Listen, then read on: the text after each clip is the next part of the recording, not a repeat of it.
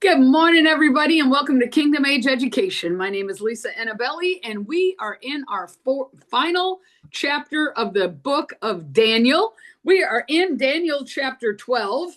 Now, as we read Daniel chapter 12, I want to remind you and remind me that chapters and verses were put in by editorial liberty.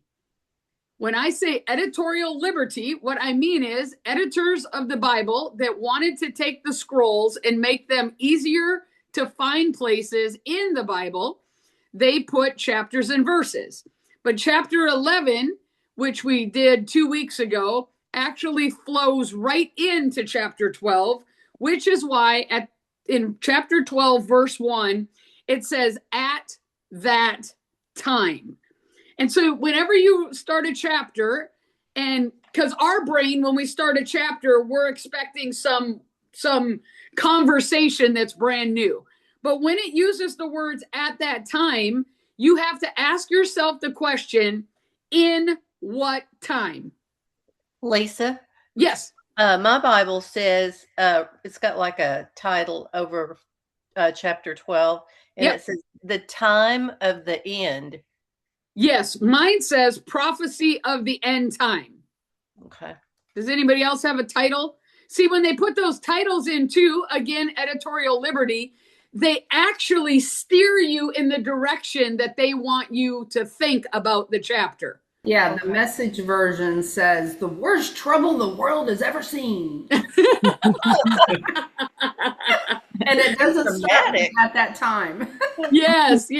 All right. Well, I did look up the end days, what it meant in the Hebrew, and it just means that it was a conclusion of a period of time. Yes, exactly. The conclusion of a period of time. Yeah. Kind of like an end of a pregnancy. Yes. Or an end of an empire. Or an end of a job. This one's interesting, Lisa. The Living Translation, I think it's, what is it? Tree of Life version, it says resurrection and judgment. Okay. All right. So everybody has an opinion. Mine says, Terry, go ahead, Terry. Michael's help, the time of the end. Michael's help, the time of the end. Okay. Well, it says at that time, and we have to go back to Daniel chapter 36 to know what time we're talking about. So let's back up a little bit to Daniel 11:36 so we know at what time Michael is about to stand up, okay? It says in 11:36, "Then the king shall do according to his own will. He shall exalt and magnify himself above every god, shall speak blasphemies against the God of gods, and shall prosper till the wrath has been accomplished. For what has been determined shall be done." So we know we're talking about a king of one of the empires that take us back to Daniel 2, to the statue of the 4 empires. And so it's saying that this king is going to do according to his own will. Can any of you think of a king that has done something according to his own will? I know, Roxanne, a lot of kings do things according to their own will, right, Dee? Yeah. This says the king will do as he pleases. As he pleases. And you can use the word president if you don't like the word king. You could use the word prime minister if you don't like the word king. You can use the word world leader if you don't like the word king. The word king and kingdoms is very common biblical language because Israel was a kingdom. Assyria was a kingdom. Babylon was a kingdom. There were, that's why it's called the kingdom of Saudi. Saudi Arabia is considered a kingdom. Malaysia is considered a kingdom, and they actually have kings. It was the king of Egypt. And so the challenge with us as Westerners, why we struggle to read our Bible and understand, is because we do things like no kings rallies. We don't want a king. because we don't want to be a kingdom. And so the challenge is that most people in the East understand kingdoms. So when they read this, that the king's going to do according to their own will, that does not surprise them, because the king was never open to the opinion of the commoners. So in America, we all have an opinion about our president, about our governors, our senators, our Supreme Court justices. We all have an opinion, and we spout our opinion on Facebook and think that the king, the president, the justice, the senator, we think they're listening. Absolutely hilarious. Somebody posted something, Trump posted on Truth Social yesterday. Praise be to Allah, as he told Iran, I'm about to blow you up, okay? And so he wrote at the end, praise be to Allah, DJT. He's done that before. Right. I've read it but I don't like it. Okay. It may be funny, but I comment and say, quit using that name. Right. Okay. Now let me tell you all something. The reason I found this hilarious is because as Westerners, let me tell you the comment that's the first person wrote. They said, stop saying praise be to Allah. That is disrespectful to the one true God. Okay. Let me tell you why I chuckle. Okay. It's not mockery. It's not any of it. I chuckle because we as Westerners realize, we as Westerners reveal that we've never traveled overseas. I'm just being honest with you. If you've never lived or traveled overseas, you have no understanding of what Allah means. I lived in Malaysia for 9 years. Allah, it's actually Allah. Allah means God in Arabic. To them, he is the supreme God, the one true God. So, who says that English is the superior language to Arabic? Americans do. Because everybody believes in America that English is the only language that actually matters. So when Trump is talking to Iran and he says, praise be to Allah, he's saying, praise be to God. So when you say praise be to God, imagine people in the East getting mad at you for saying the name God rather than Allah. It's ridiculous. It's semantics of language. Allah is the same as God. In Hebrew, his name is Yahweh. That's God. In Arabic, it's Allah, or Aramaic, it's Allah. That means God, the highest God, the supreme being of all creation. It's a different way of giving the name to the exact same God. Now, that's why I smile and I chuckle, because we are so quick to get upset without contemplating, why did he use the name Allah? Because he wasn't speaking to you or me. He was speaking to the Iranian people, telling them, I'm coming to deliver you from your oppressor. Do you see how our perspective that is so minimal, so narrow, so Western, so limited, actually hinders our ability to understand our president, let alone to understand our Bible? So I wrote a post this week and I said, the master key that every one of us needs, you're welcome, Patty, everyone needs is humility. If we're not humble, we think we know everything. But if we would just relax for a minute and humble ourselves and recognize, I don't know what he's talking about. I don't know what this Bible is even talking about, because it was written to Jews, for Jews, in a Jewish culture that was living in Babylon. So if you're not Jewish, if you don't understand the way they talk, if you never lived in Babylon, my most of what we're reading, we have no clue about. That's why we have to get some outside information about their culture, about their religion, about Judaism, and about being a Hebrew before we can even read this and put it in the future and declare we know what we're saying. So all I'm asking, and all I ask you every week, is please, let's remain teachable. The people that taught us it's some future event have no idea how the Jews understood it. And so can we please just give the Jewish people some credit that actually Daniel was a Jew and he was talking to Jews and he knew what he was talking about and they knew what he was talking about. We are listening in on a conversation between two Jews and they were speaking Hebrew. And guess what? We don't even speak Hebrew. Can you imagine two Jews that don't speak English hearing us talk about it's raining cats and dogs? So let's say we wrote in Hebrew, it's raining cats and dogs, and they took it literally.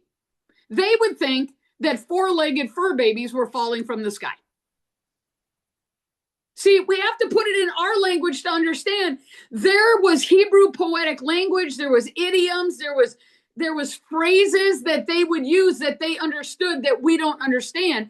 Just like we have phrases that we use that they wouldn't understand. And so when we take what they say literally, we actually aren't understanding what they were saying, just like we would laugh if they took what we said literally. Does that make sense to you all? Does that help a little bit? Why I want you to humble yourself and realize there may be a lot of things we don't understand. And until we understand the Hebrew culture and their mindset, we're not really going to understand a Bible that is actually Hebrew from Genesis to Revelation. Because every author of the Bible was Hebrew. They were Jewish. They weren't American. They didn't speak English. And the Bible's written in Hebrew and Greek. It's not even written in English. So we actually have multiple translations that have tried the best they know how to communicate a language in a way that they can best translate it. But can I tell you a secret? You can't translate idioms. Either you knew them or you didn't. And think of all the American idioms that we use, that if you tried to translate it to people in the East, they wouldn't have a clue what we're talking about. They must laugh at us when we say it's raining cats and dogs, when we're bleeding out money. Oh, my bank account's bleeding. What? Like your bank account's hemorrhaging blood? Like to them, we know that means you're losing money quickly, right? Like we know what that means. Like, oh my gosh, my accounts are bleeding money. Like we need to put a stop to the bleeding. Well, to them, that sounds ridiculous, but to you and I, that makes total sense to us. Question. Go ahead, Patty. They don't have the same God as we, correct? Who's they? Islam. Do they have the same father, Abraham, as us? I don't know. Okay, so Islam. Roxanne, you want to share? Okay. Anybody else want to speak? So I'm not the only one. I'm just saying, yeah, because we all came from Adam and Eve. I mean, we all came down the line. So yeah, we know that history. So we all did come from Abraham, and isn't Islam because of Hagar? Yes, and Ishmael. Yep. Yeah. Go ahead, Darlene.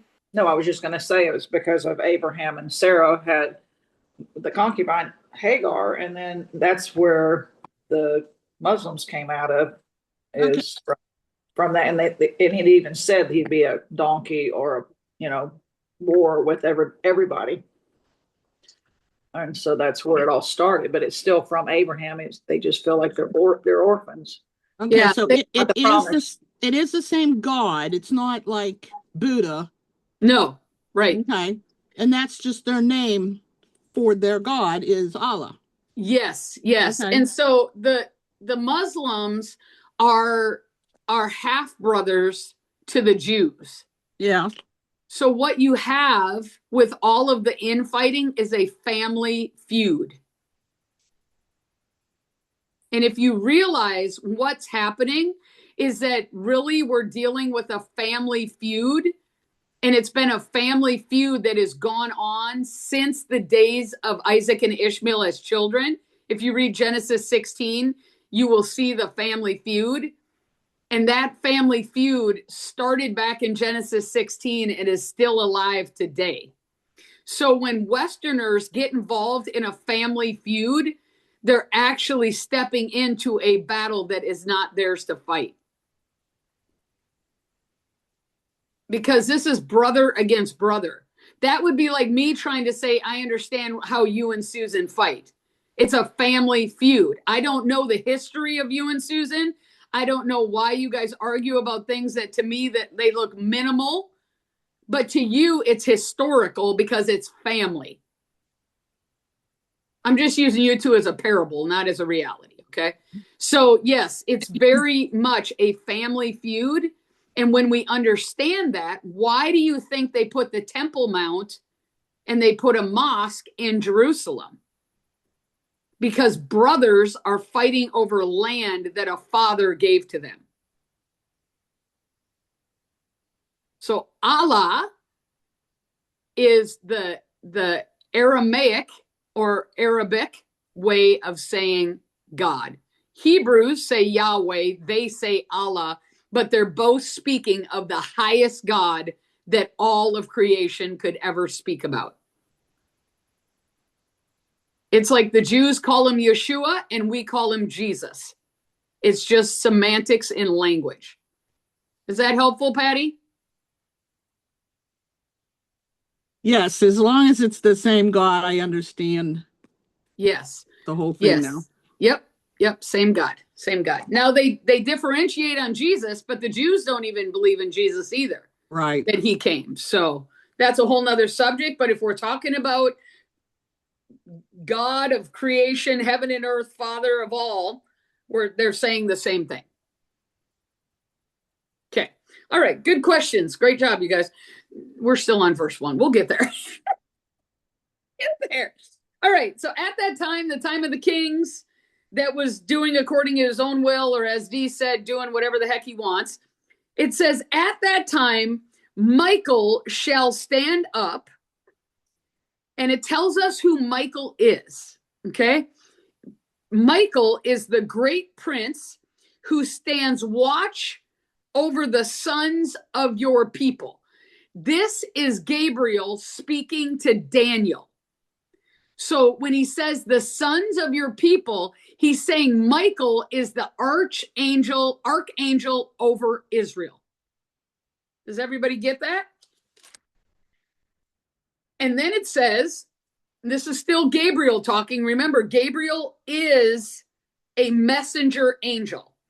And it says, and there shall be a time of trouble, such as never was since there was a nation, even to that time. Stop. What have you been taught about this time of trouble?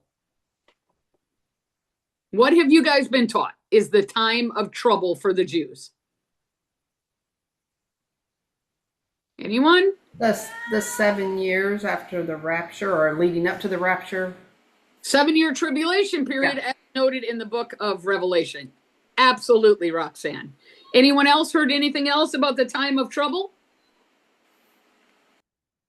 We have been taught that the time of trouble is the 7-year rapture. If you listen to Amir Safati, he will tell you, he's a Jewish guy from Galilee, very prevalent in the Christian church. He will tell you he is 150% sure that this is Jacob's trouble, the tribulation, all the things, okay? Now, the challenge is, here is what it actually meant in context. Remember in Daniel 11 and 10 and 9, we talked about a man named Antiochus Epiphanes IV, the guy that set up the desolation in the temple and sacrificed the pig to Zeus and desecrated the temple. Remember? Antiochus. This time of trouble such as never was seen since there was a nation, even to that time, was the Antiochus Epiphanes the fourth trouble. That is one of the beliefs that the rabbis have about that statement, that it was the Antiochus fourth Epiphanes crisis, which led to the Maccabean revolt that we talked about and is written about in the Apocrypha in 1st and 2nd Maccabees, which is where we get the festival of Hanukkah that Jesus speaks about as the festival of lights in John chapter 7. Do you understand that the Jews, how they would have been thinking? Not some future 7-year tribulation, but rather, and I'll show you why we get the 7-year tribulation, but rather it was about Antiochus the fourth. Now, Jesus takes this time of trouble and he speaks about it in Matthew 24:21, because we got to tie this to Jesus, because Jesus brings this very thing up. And let me pull this up in Matthew 24:21, our famous end times chapter, Matthew 24, that everybody puts in the future. Verse 21 says, "For then there will be great tribulation, such has not been seen since the beginning of the world until this time, no, nor shall ever be. And unless those days were shortened, no flesh would be saved. But for the elect's sake, those days will be shortened." He's referencing Daniel 12 times of trouble. The Jews would have known Jesus was speaking about what Daniel was talking about.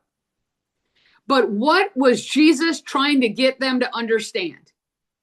The rabbis believed that the time of trouble, are you ready for this? Were birth pains. What does Jesus say in Matthew 24:1? These are birth pains. But what did the rabbis and the Jews believe the birth pains? Okay, no, let me stop. Birth pains prelude what? What are birth pains the precursor to? Delivery. What? Delivery. Delivery. A birth. Hello. Birth pains are a precursor to a birth. And are not birth pains literally the final announcement that a delivery is happening quickly? Correct? What does it say in continuing on in that verse? Such as never was since there was a nation, even at that time, and at that time your people shall be delivered. You see that in verse 1? At that time, your people shall be delivered. The birth pains were announcing a deliverance. Birth pains in the natural from Eve, Genesis chapter 3, you shall have pain in birth.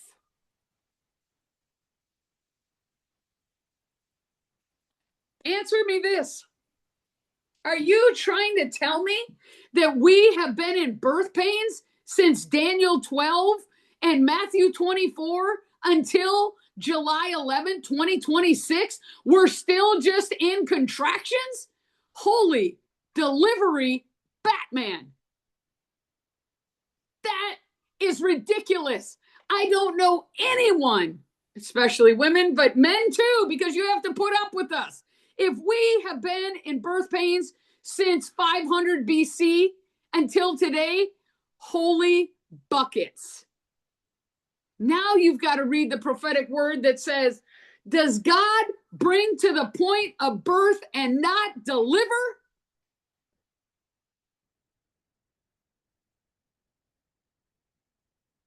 Friends, think with me clearly. Birth pains meant deliverance was coming soon. Not some long distant future that we keep adding another number to the date, another number to the date, another number to the date. And guess what? Our newest dating person for the end time rapture is John Bevere. He just wrote a book called The King is Coming, and he predicts Jesus is coming back in 2075. Yes, people, you heard it here first. John Bevere, one of our great theologians that speaks to our generation, has officially announced the coming year of the Messiah, 2075. We're probably not even going to be alive. Friends, this is a never-ending prediction. I just about dropped the phone and turned off the podcast when I heard that. When John Bevere said he believes Jesus is coming back in 2075. Get his book, Jesus is Coming, so you can know the new year that Jesus has declared he's coming.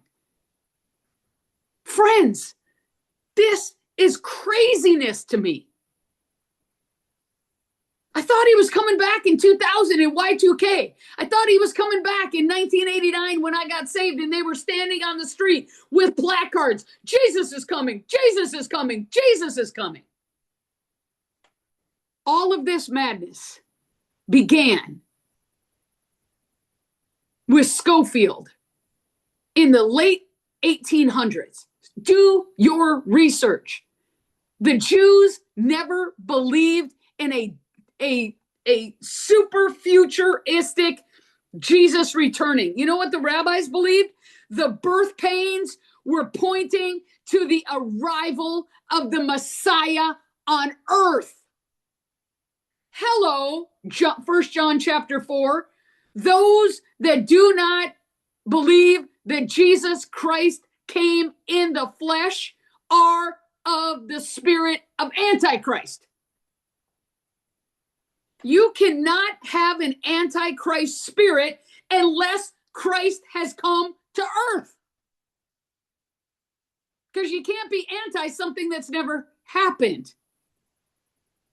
So the rabbis believed that the birth pains were of the Messianic era, which meant the Messiah came to earth. Matthew chapter 2. The Magi saw a star in the east announcing a king had been born. A king? A king? And they went and followed the star and found Mary and Joseph and Jesus wrapped in swaddling cloth, laying in a manger. The Messiah was born and the Messianic age began. And he was born to be a deliverer of his people. Daniel 12, verse 1. Fulfilled in Messiah, who was born through a virgin. Done. Messianic age has begun. Birth pains ended in a delivery of a deliverer. Unless you don't believe Jesus is the deliverer of the human race, which includes the Jews and the Gentiles. But let's just make him a Jewish deliverer since we're in Daniel. Let's not even add the Gentiles yet. The birth pains were pointing, and Jesus himself was pointing to another event, but we'll talk about that in a minute. But the birth pains of Daniel 12, the time of tribulation, how many babies were killed when the star was seen in the east and it was declared to the king that was in charge at that time that a king was born? Every male child under the age of 2 was killed because a king was born.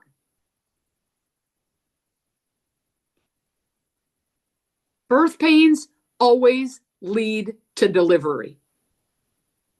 Always, always, always. Please don't forget that.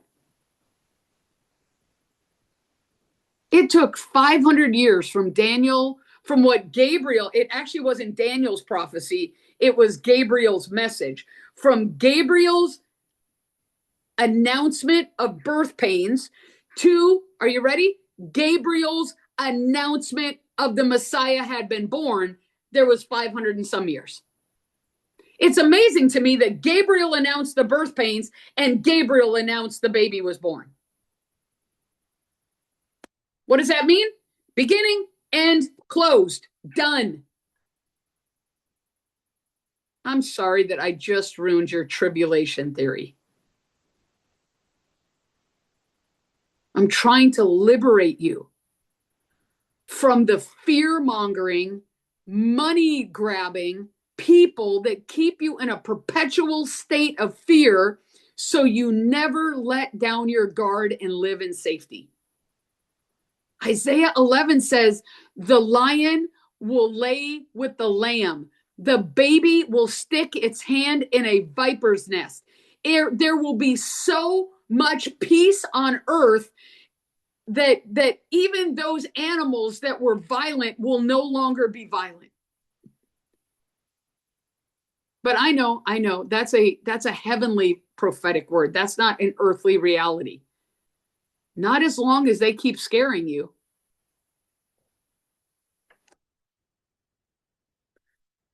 I'm passionate about this because I believe that God is releasing a new narrative that is going to remove fear, because 1 John 4 says, perfect love casts out all fear.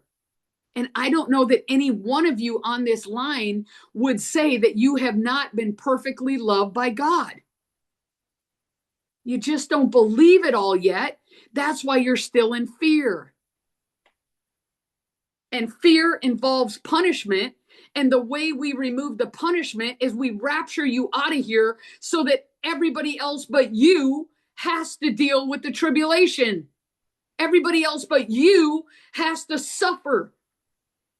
All those wicked people get to suffer, but you, oh righteous one, you get to go home and be with Jesus while they suffer on earth because they're so much worse sinners than I am. You guys, just think clearly.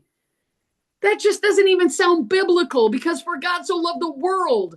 And even 1 John 4 says that while we were yet sinners, Christ died for us.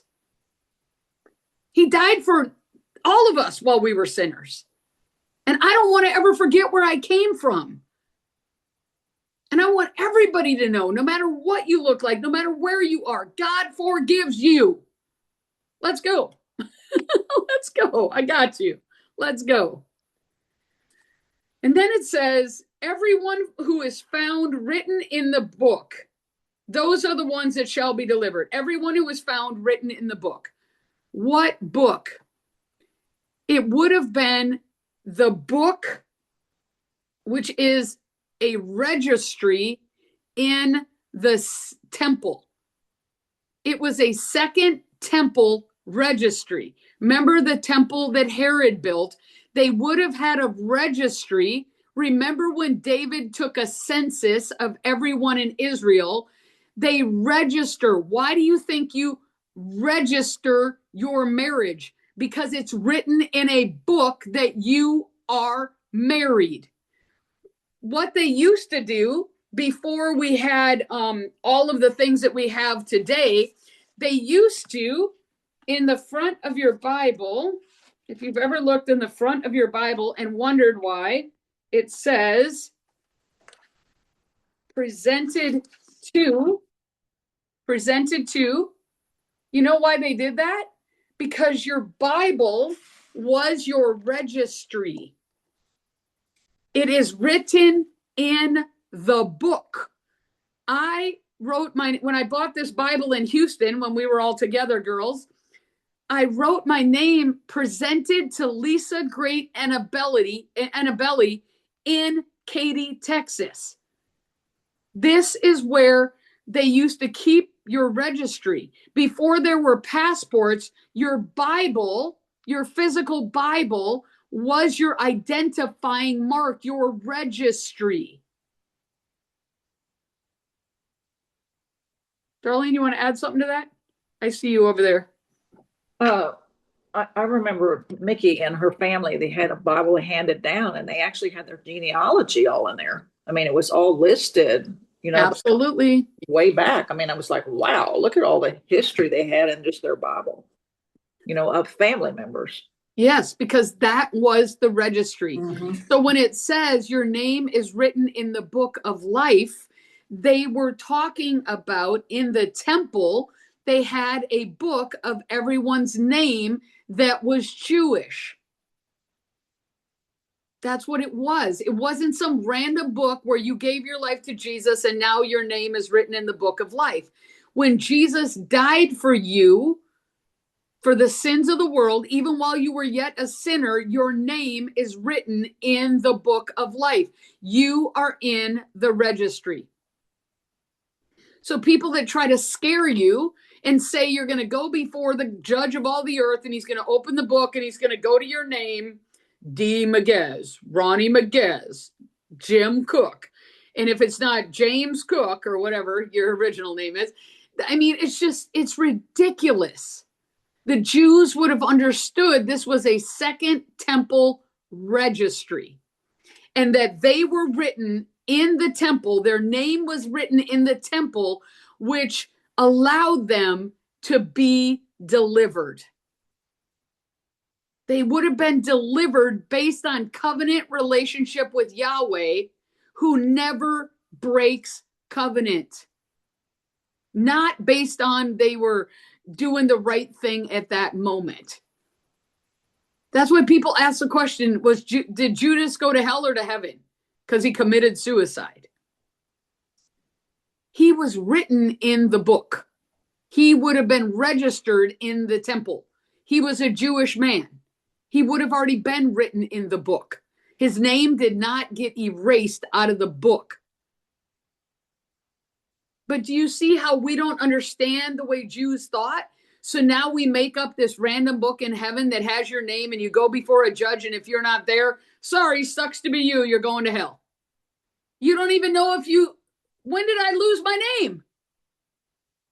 Do you see how absurd the thought process is?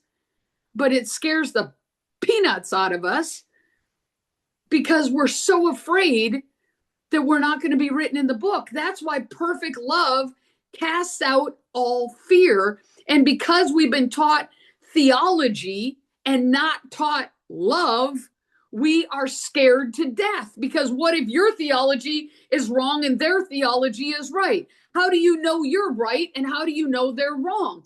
I'm not preaching theology. I'm preaching a love that never fails. And I'm sorry, whether you like it or not, you will forever be the child of whoever your father's name is and your mother's name is. You can disown them because you're mad at them. You can never talk to them again because you hate them. But I'm sorry, you will always be the son or daughter of your mother and father. And if that is the case in the natural, how much more your Father in heaven? That should be comforting. That should not be discouraging. That should be comforting. So that's what that means. And many of those who sleep in the dust of the earth shall awake, some to everlasting life, and some to shame and everlasting contempt. Okay.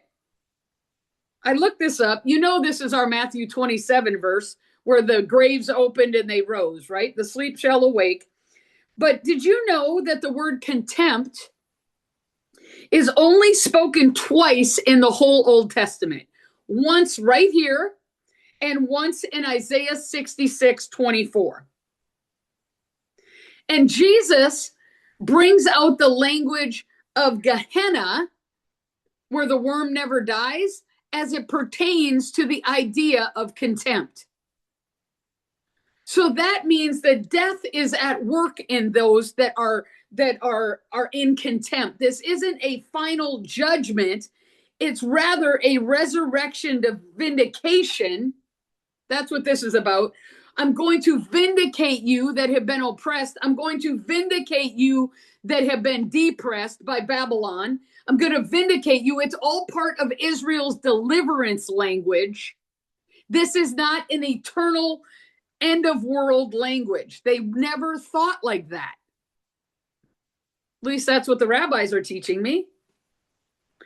And so it's resurrection to vindication versus resurrection to public perpetual disgrace. Contempt is you're going to be perpetually disgraced. This is not resurrection to that. It's resurrection to being vindicated from perpetual public disgrace while living in Babylon. Do you see when you remove it out of some future distant reality, it actually puts it in context? And this would have been so encouraging from the angel Gabriel to a people that were living under Babylonian exile for 70 years. Imagine, well, actually, it has been our reality and we just don't realize it. We have lived in Babylonian exile as well. And now we're living in one of the greatest deliverance operations that we as human beings on earth have ever known, and we can't recognize it because our theology is wrong. We can't see that we're being delivered from a Babylonian enemy that has been over us for many, many, many, many, many decades. Because we were born into it. And so when I watch the news, I get excited because I see the dismantling of a Babylonian system that has controlled us, and I see freedom coming quicker than we know what to do with. And my concern is I'm trying to prepare you how to live free so that when this door swings open and we walk into a whole nother world, you know how to live. And you're ahead of the game. You ever want to get to the front of the line? I'm trying to bring you to the front of the line so when this door of freedom opens and this thing dismantles and breaks off of us, you actually understand. Or you can just wait and your kids will read about it in history and wonder why you didn't understand what was going on. Either way, the truth is like a bobber. You can hold it down as long as you want, but that thing is going to come to the surface and be seen for what it actually is. So I'm not asking you to believe me because most people are so distrusting that they can't handle good news. And it's okay. I'm not asking you to believe me. Just asking you to consider something that you've never thought about before. All right. So then it says, do you have any questions, comments, thoughts? Am I lost my mind? Do you guys think? I don't care if you think I'm crazy, but I'm just curious what you guys are thinking. No one? Anyone? We're coming into the greatest time in history ever. Terry, thank you. Thank you for being a seer, Terry. We are absolutely doing that. Well, you're going to help us now to think of things differently and not just believe all the doom and gloom that we see and hear, and think of it in a different way, a different light. Right. Right. And hopefully, because the Bible is good news, hopefully it will allow you to stop being so fearful, because the more fearful you are, the more guarded you are. And the more guarded you are, the more you are unable to see clearly. You're actually blinded by your own guards because you're living in fear. And then you listen to more and more fear, so you seed yourself with fear so that you can remain guarded, so you can just survive until you get into the sweet by and by. That is not what Jesus died for, and that is not what Gabriel was telling Daniel. Hang on, brother. Jesus is coming. That's not what he was saying. He was trying to give them confidence that, you know what, there's a messianic age approaching. We're in birth pains. You're going to be all right. There's going to be a deliverance of your people. And it's just amazing to me that we never hear anybody preach. And at the time, your people shall be delivered. Why don't we ever hear that? All we hear about is the time of trouble. There's a time of trouble coming, brother. Jacob's trouble. No, it's a time of deliverance. Birth pains always lead to a delivery. So then he goes on, and it's all around this, and he goes on and says, those who are wise shall shine like the brightness of the firmament, and those who turn many to righteousness like the stars forever and ever. Well, the wise ones are found in Daniel 11:33, because remember, it's one scroll. And so he's actually referencing what he was talking about in 11:33, when it says, and those of the people who understand shall instruct many. Isn't that what it says right here? And those who turn many to righteousness. And those are the people who instruct many, yet for many days they shall fall by sword and flame, by captivity and plundering. So what he's saying is that these people were martyred, and their martyrdom is going to be vindicated, and what looked like a defeat because they were plundered and killed by the sword, they're actually going to shine like the firmament, which brings them back to Genesis 1, 2, and 3, where the firmament were shining like stars in the sky. They're actually not defeated ones because they got martyred. Gabriel is saying the reality of who they are is that they're victorious ones. So what looks like a defeat, Gabriel is saying, is actually a victory for those that were killed by the sword, because they were instructing many in the truth of the commands of God. No wonder it says in Romans chapter 8, and all things will work together for the good of those who love God and are called according to his purpose. That's what Gabriel was saying. This is a vindication, the wise ones, a vindication for those that were killed. They're going to shine. They're actually victorious. They were not defeated because the sword got them. And when he talks about that they're going to shine like stars and turn many to righteousness, the stars are the heavenly host. It's the angelic realm. They're in an elevated, glorified state. Stars are actually a glorified body, which makes me wonder when Paul says, and we will be like stars that shine in the sky. It makes me wonder if our glorified body is going to be like a star. It's going to be like a light suit that causes us to shine for all to see, for all eternity. Because isn't Jesus called the bright and morning star? We think, and here's the other thing that makes me wonder about this. I thought about this when I read this, but isn't it interesting that Hollywood calls them the stars, and that they have the star on the Hollywood Walk of Fame? It's interesting that people that are lifted up or exalted or looked to are called stars. It's biblical language for people that are shining ones.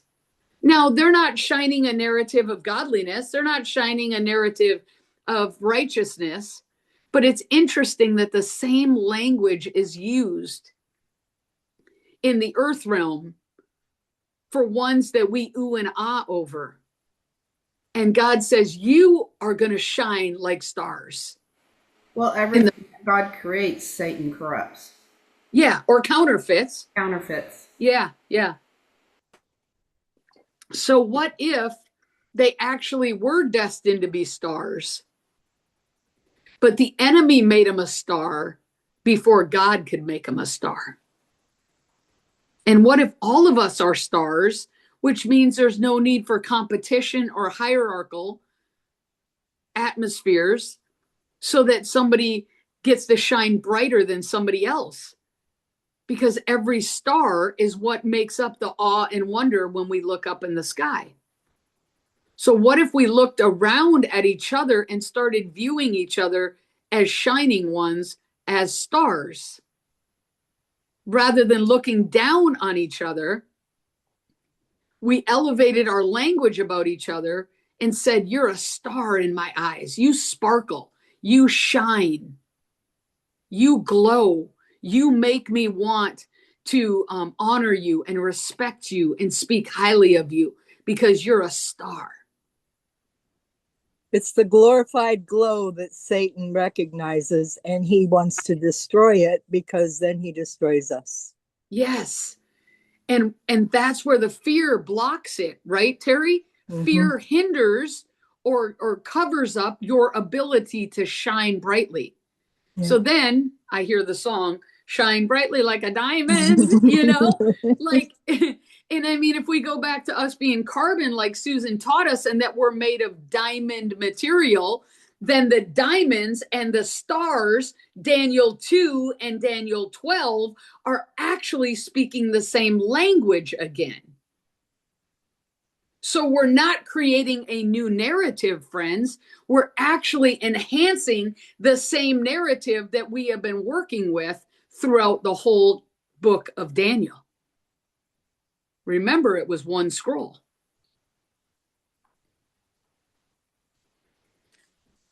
So it says, and again, you have to remember, people like to break up the book. But you, Daniel, shut up the words and seal the book until the time of the end. Many shall run to and fro, knowledge shall increase.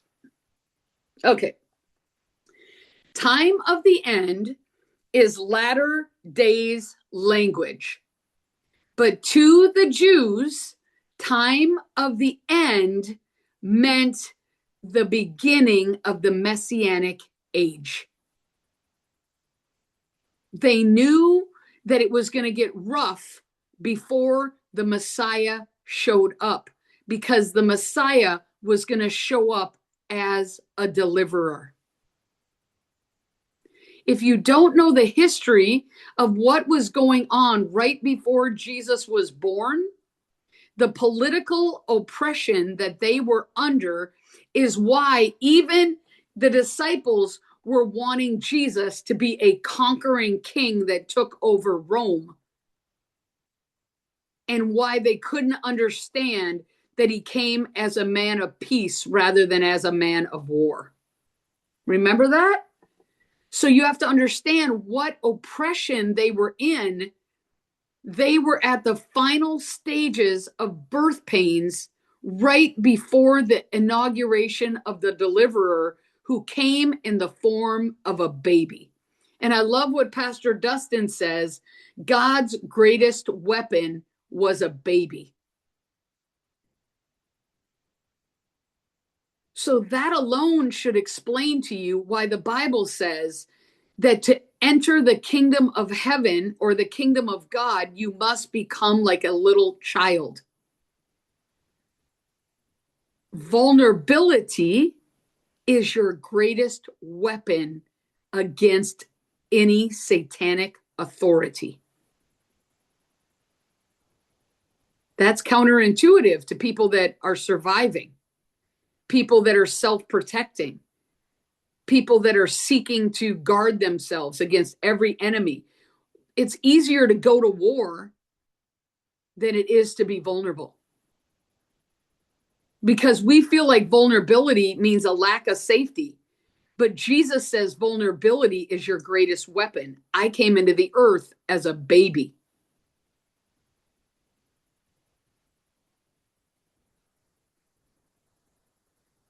Innocence is a weapon. Vulnerability is a weapon. Humility is a weapon that defeats the enemy that you have battled your whole life. fear, anxiety, depression, torment, trouble, poverty. Every enemy that you fight is a battle for you because you're afraid of vulnerability, humility, and innocence. You always want to defend yourself every time you're attacked. We call it boundaries. God calls it walls. But they're not safe. Guess what? Neither are you. But they did this. Guess what? Somebody could say the same thing about you. So God shows up as a baby and heals the situation they're in. And it says, seal up the words until the time of the end.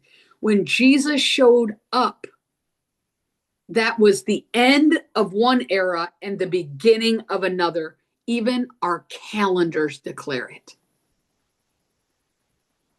We went from BC to AD at the birth of the Messiah.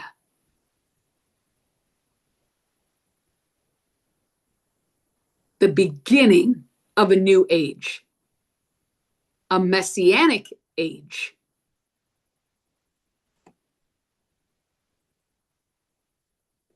Because to Israel and to the Jews, the latter days and the messianic age, guess how they understood the messianic age? They understood the messianic age as a Davidic king is revealed. Jesus is of the Lion of the tribe of Judah. And if you read Matthew 1 in his genealogy, he comes through the seed of David. So when Jesus shows up through the seed of David, born in Bethlehem, bye Susan, born in Bethlehem, in Judea, the Davidic king was born and a messianic age was inaugurated.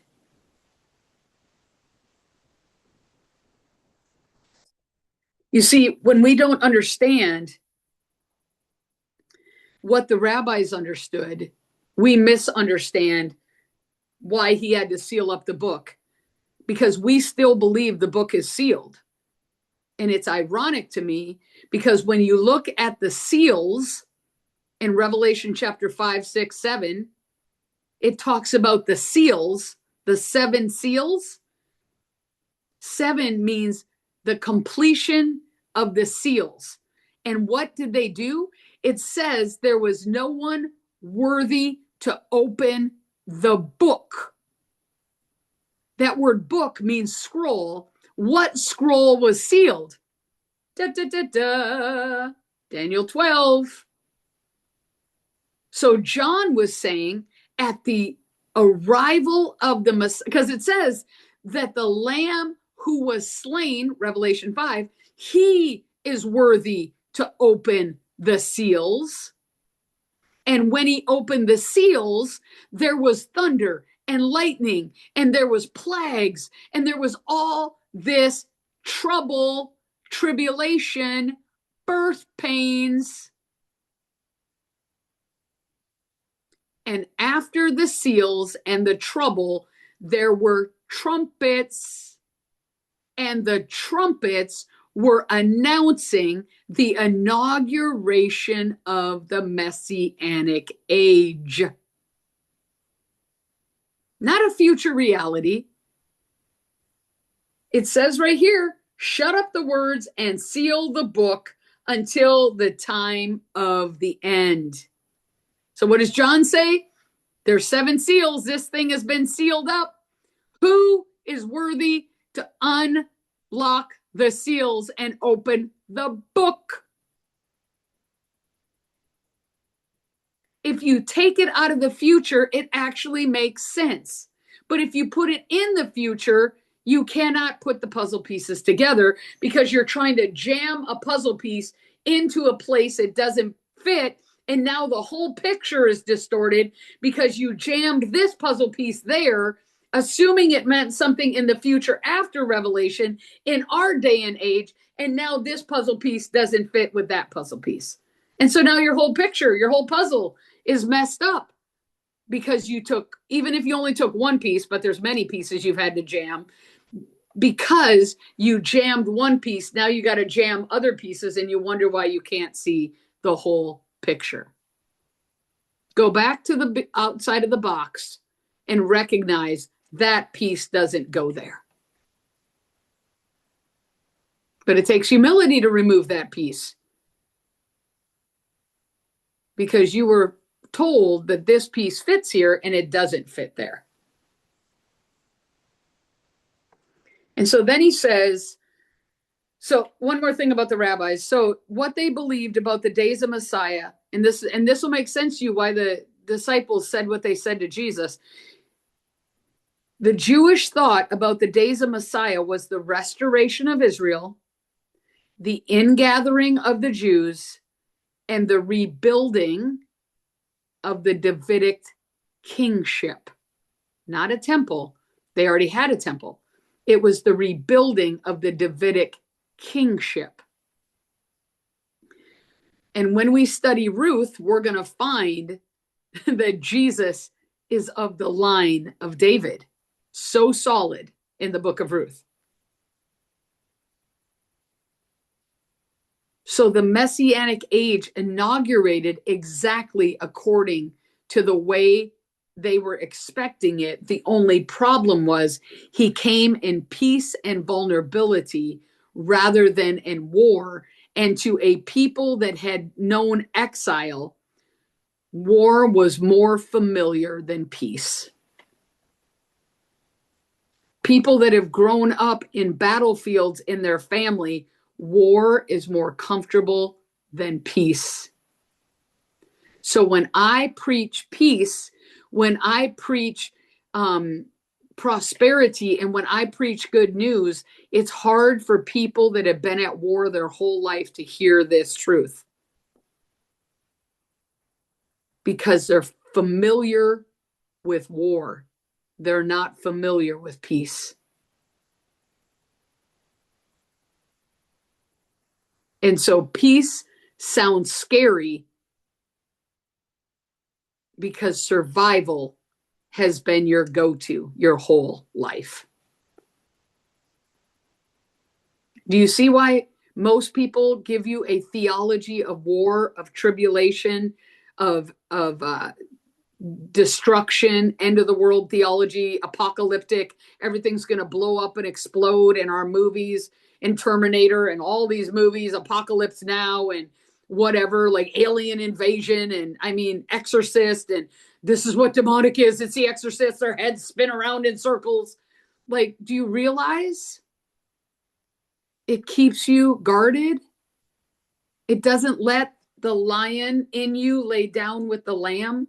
It doesn't let the child in you sit next to the cobra's nest because you're afraid you're going to get bit. It doesn't allow you to ever come into a place of peace. It doesn't ever let you come to a place where you know you're so completely loved, you don't have to protect yourself, defend yourself, or explain yourself. You're so loved. None of that has to happen anymore. And people do it all the time. That's why they ghost you. That's why they ignore you. That's why they block you. Because they're so wounded that they can't come near you. Because they're afraid you're going to hurt them. And the enemy convinces them you're hurtful. So they use theology, Roxanne. They put a theology up between you and them to keep you at a distance. D, they put up emotional walls to not let you near them, to keep you out, because they're afraid you're gonna touch their boo-boo and it's gonna hurt them.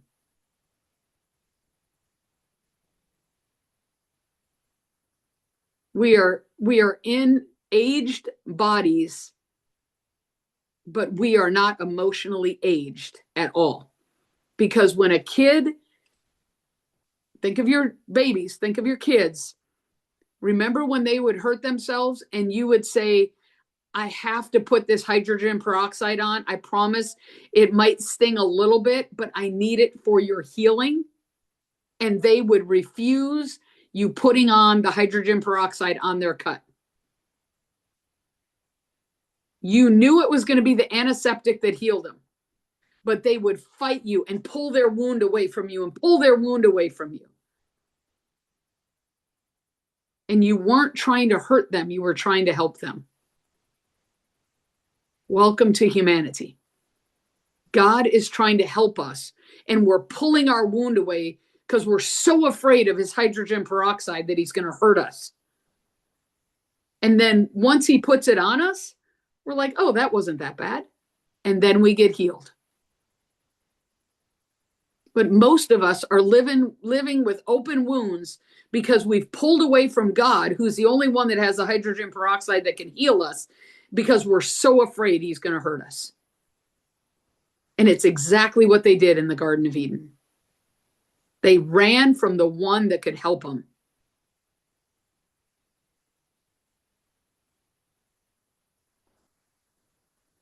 And so it says, I, Daniel, looked, and there stood two others, one on this riverbank and the other on that riverbank. And one said to the man clothed in linen, who was above the waters of the river, how long shall the fulfillment of these wonders be?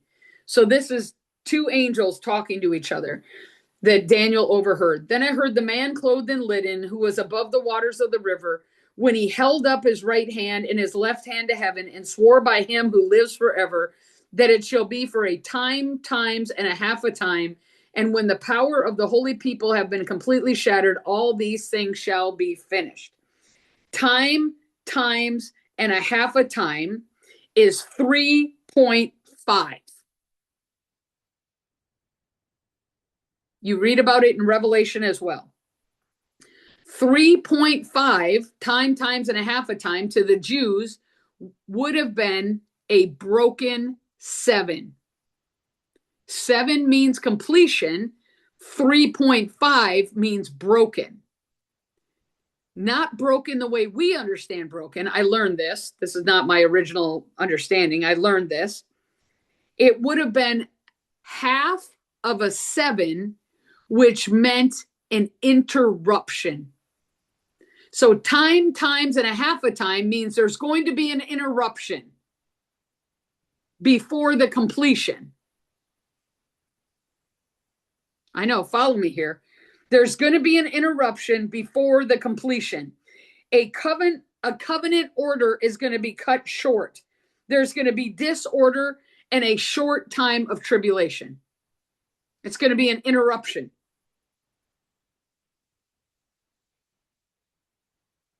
It's the same in Revelation 11 through 13, where it talks about 42 months or 1,460 days. This is prophetic language, not literal days. There's going to be an interruption before your complete deliverance. The interruption was the birth of the Messiah. The complete fulfillment of this prophetic statement from Gabriel was the destruction of the temple in AD 70. How do we know? Because Jesus brings up the same subject in Matthew 24. Why would Jesus carry Daniel's prophecy in Matthew 24? Why would he carry it forward using the language of birth pains, using the language of abomination that causes desolation? Why would he use the same language? Because the Messiah's arrival was an interruption, but the final conclusion was going to be the destruction of the temple. The destruction of the temple was the end of the sacrificial system, the political atmosphere of Israel, and it would have been the end of Israel relying on their own strength, because they relied on the temple as their strength, not on God alone. And Rome was ruthless to them from the death of Messiah till the destruction of the temple, because Rome and Nero and Domitian and all these men came in and completely killed the disciples of Jesus, martyred them ruthlessly.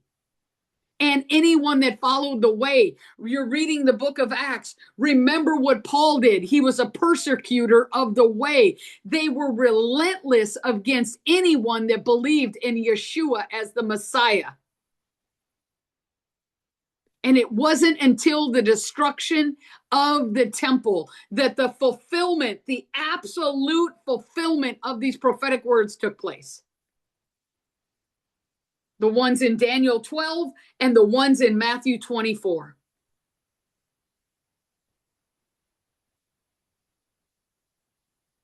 Because their power was the priesthood and the temple.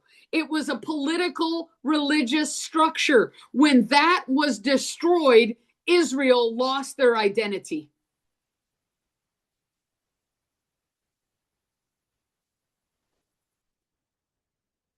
When Israel's own strength was broken, remember what it said? It said that they will, where does it say it? Da, da, da, da, da, da, da, da. It talked about that they will be broken. Remember it said they will be, oh, here it is in verse 7. And when the power of the holy people has been completely shattered, the power of the holy people was completely shattered, all these things shall be finished. The power of the holy people was not completely shattered until the temple was destroyed in AD 70. Even though Jesus died and he said, it is finished, it was an interruption to tell them it is finished, but there's a little bit more tribulation you're going to go through until the temple is destroyed, because you're still relying on your own strength. What if the reason you're still struggling is because you're still relying on your own strength? What temple in your life are you still trusting in? What bank account? What relationship? What national pride are you still holding on to that is like Israel's temple? That you are still considering your own strength and you haven't fully and completely become vulnerable with God. You know how you know? Remove something you depend on and watch people panic. What happens to widows when their husbands die? It reveals their temple. What happens when somebody loses their job? It reveals their temple. I'm not saying it shouldn't hurt for a short season, but it should not be a perpetual season that you never get over. So what have we done as Christians? We say they're going to build a third temple. You know why they haven't built one? Because they don't have a prophetic word from God that they're supposed to. Show me one scripture in the Bible that says they're going to build a third temple. Keep looking. There's not one. That's why they haven't built one. Because every temple they built was because God told them to build a temple.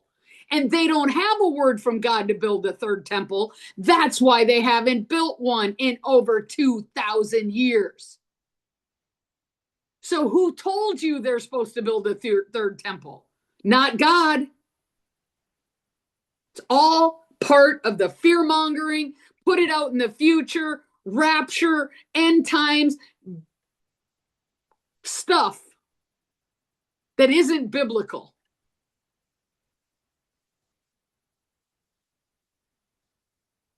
It's not biblical. You can believe it. I don't mind if you believe it, but it's not biblical. There's nowhere. Search your Bible, top to bottom. Ask AI. Ask AI, where in the Bible does it say the Jews are to build a third temple? You know what it's going to tell you? Because I asked.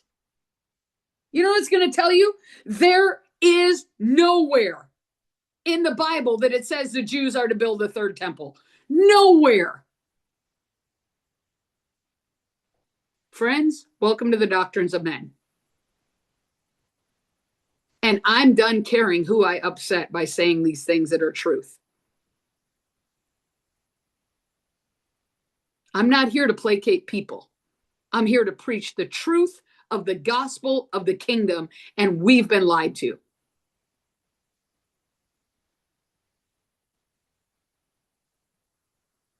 And I'm done putting the Bible in the Western view and letting biblically illiterate people tell me what the Bible says. People that are only an echo of the doctrines of men. I'm not mad at anybody. I'm not mad at anybody that preaches it. But until there's a spirit of humility and you actually consider you might be wrong, I'm not saying I'm right. I'm saying let's read it. But I need you to take off your end time glasses that cause your face to look funny because now I can't even see you, and consider that possibly your view has been distorted by somebody else's agenda to keep you in fear rather than liberate you, because they want to control you. They don't want you to be set free.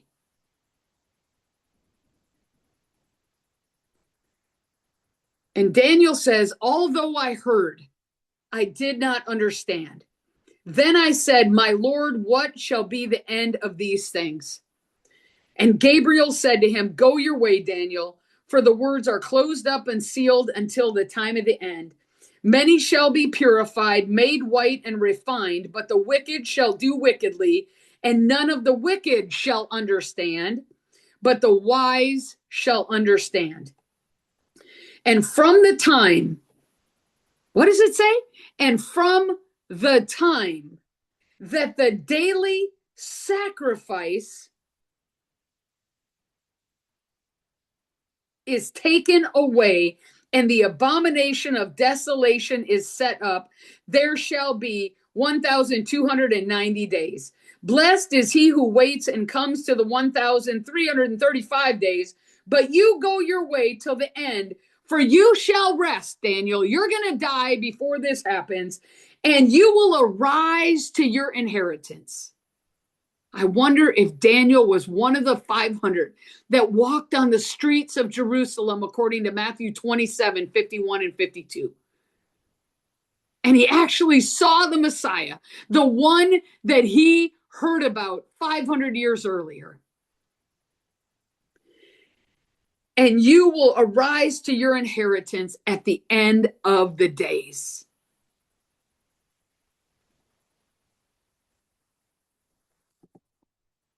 The daily sacrifice ended, my friends, with the destruction of the temple. No temple, no daily sacrifice. Ask any Jew. Don't believe me. I'm just a random white woman Gentile. Ask a Jew. They do not do daily sacrifices anymore because they don't have a temple. They haven't done a daily sacrifice since AD 70.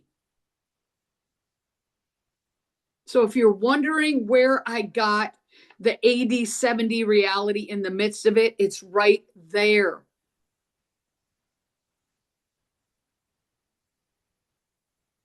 So if you take off the doctrines of men and you stop trying to figure out all these numbers, the 1290 to the 1335, the rabbis believe had to do with Antiochus IV, because it was in 167 BC when he actually did the abomination that causes desolation, until AD 70. So if you think about it, the 1290 was the interval between Antiochus and Jesus. And then the 1335 was a prophetic language saying, wait a little bit longer because this thing will be completed in AD 70. It's prophetic language. It's not literal days. So when people try to count the days or count the years, they're like, that's not right. Yeah, raining cats and dogs isn't right either. And if we took it literally, we would think there's four-legged fur babies falling from the sky. So I would encourage you and exhort you and bless you with the reality that we serve a God that loved them just like he loves us. And that there's not a third temple coming, because unlike us, the Jews don't build things unless God tells them. And there is no prophetic word that tells them to build a third temple. It's actually a deep state construct that stamped Israel on it and makes us Gentile Christians look ridiculous because we believe in something they don't even believe in. And that is the book of Daniel. Thank you for joining us. I hope you have more questions than answers.